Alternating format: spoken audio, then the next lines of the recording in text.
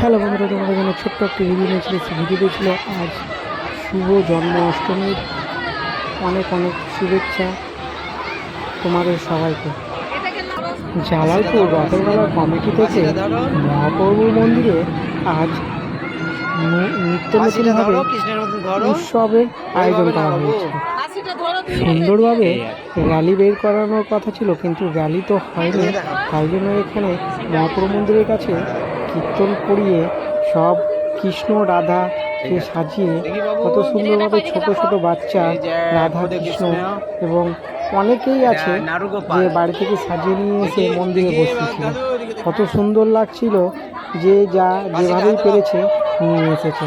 কিন্তু আজকে এইভাবে কিন্তু জায়গাটা খুব জাঁকজমকভাবে মন্দিরটা একেবারে উজ্জ্বলিত হয়ে উঠেছে।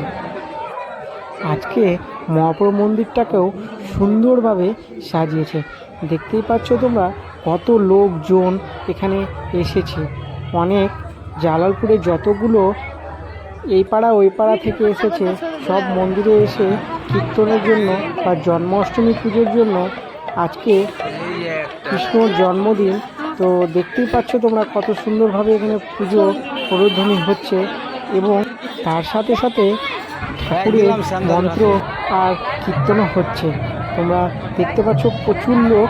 আর নিত্য নতুনভাবে এই বছর নতুন করে সাজানো হয়েছে। সামনের বছর থেকে আরও যেন ভালো করতে পারে, তা নিয়ে আমার অনেক আশা থাকলো। আমি তো ভাবতেই পারিনি এত সুন্দর কালারফুল লাইটিং দিয়ে মন্দিরটাকে সুন্দরভাবে সাজিয়ে তুলবে। আর দেখো এখানে ছোট্ট ছোট্ট রাধা, ছোট্ট ছোট্ট কৃষ্ণ, সেই লাগছে, সবাইকে সুন্দর লাগছে। যাই হোক, এইবারের মতো এইখানে সামনের বছর আবার ভালো করে হবে। ভিডিওতে আবার দেখা হবে। চলো, টাটা।